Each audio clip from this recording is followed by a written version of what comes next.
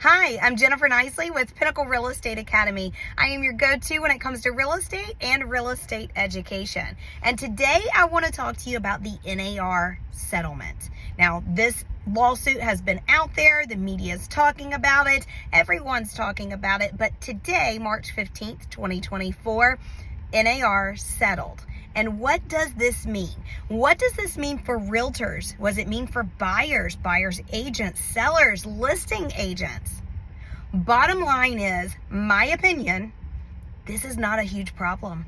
It's not. A lot of people are starting to lose their minds going, what are we going to do? And what they're really fearful of is the change. But the change is not that big of a change. It's something you and all real estate agents can do. It's also something that's not going to harm anyone in particular or be one-sided or not. So this is something you can implement, and you can implement it right away and very easy, because the state of South Carolina, which is where I am, has helped our buyers agents set themselves up for success. So here's what the NAR lawsuit settled on today. We won't talk about the money they settled on. That's a whole nother video. But a part of the agreement is that the local realtor associations and MLSs take out the requirement that a listing agent has to pay a buyer's agent in the MLS. So starting in mid-July, specifically in mid-July is when all this is going to take place, listing agents, when inputting the MLS, will no longer advertise a buyer's agency agreement. Now, this has been happening on land deals for a very, very long time. This is not a brand new concept. It's been working for land deals for decades. So if a residential realtor calls a land sales rep and says, hey, how much is the co-broke? What are you paying me? The listing agent already knows, guess what? They probably are in residential real estate and they don't know land deals that well. And they know this because there's about 900 other questions you should ask before you ask, how much am I getting paid? Now, what do you need to do moving forward? If the MLS isn't telling you as a buyer's agent how much you're going to get paid, there are several ways that you can handle this. One is, in the state of South Carolina, our South Carolina Realtors Association changed our buyer's agency agreement last year, 2023. And this was in anticipation to help with this settlement today. Now, no one knew they were going to settle. No one knew what the terms were. But we also knew that moving forward, buyer's agents needed to discuss with buyers how much buyer's agents charge as a fee. So our buyer's agency agreements have already addressed how the buyer's agent is going to get paid. If you're not using that, start using that. That is what helps you move forward with this situation. Now, the second option is when a buyer's agent presents an offer to a listing agent, they can throw in a compensation addendum and ask the seller to pay the buyer's agent. Again, the settlement says you can't advertise it on the MLS anymore. But the settlement doesn't say buyer's agent can't ask the seller to pay for the buyer's agency fee. So what does that mean for listing agents moving forward? It means we've got to step up our professionalism. Number one, we have to explain to buyers and sellers they have choices. If you don't use any other word, that is the word you need to use, because it has not been portrayed for a long time now. So number one, explain to them they have choices. Number two, explain to them the value of a listing agent, the value of a buyer's agent. I've put this in multiple videos. Go to NAR's website. They have 180 something bullet points of what a listing agent does and 180 something bullet points of what a buyer's agent does. Go pull that information, put it in your presentations. But at that listing presentation, you need to be doing a net sheet.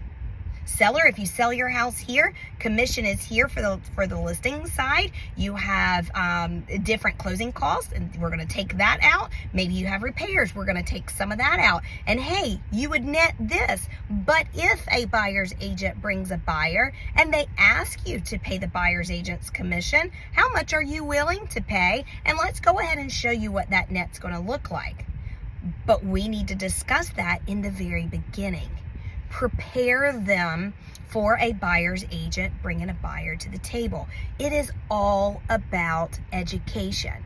So not only can a buyer's agent bring a compensation addendum, a buyer's agent could also have a buyer's agency agreement signed that says the buyer's going to pay them, or they could ask the seller to pay.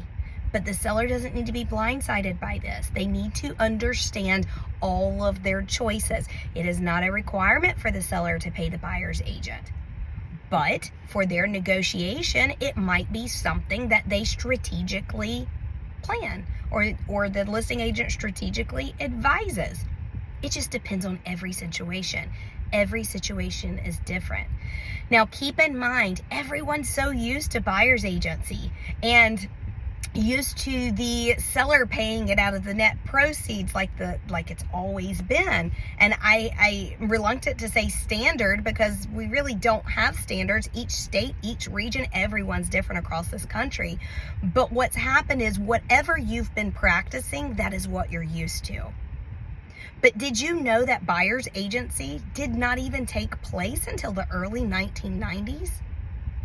We've only been dealing with buyer's agent for the last 34 years. So I get that sounds like a long time for a lot of people, but real estate's been around since 1803. But buyer's agency didn't take place until the early 1990s.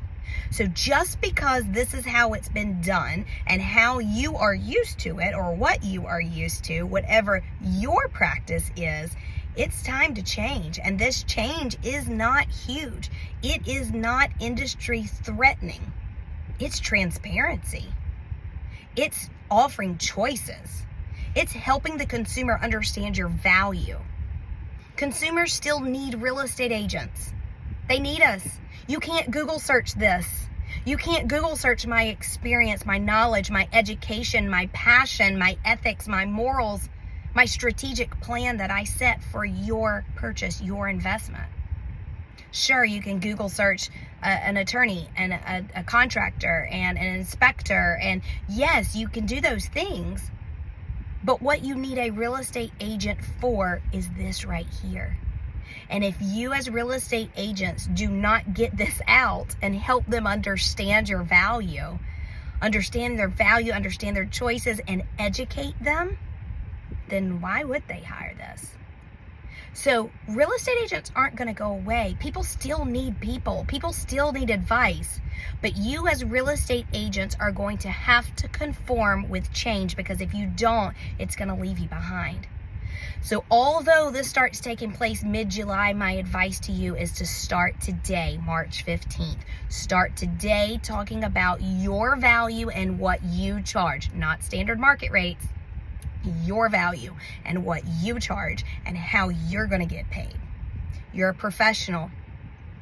Explain to them your value. Put it in a compensation addendum or put it in a buyer's agency agreement. If you have any questions, comment below. We just settled a couple of hours ago on this NAR lawsuit, so you're going to see changing information as the days progress, and I'm here for it. I'm going to provide it for you, and if you have any questions, feel free to reach out and follow us on YouTube at Pinnacle Real Estate Academy.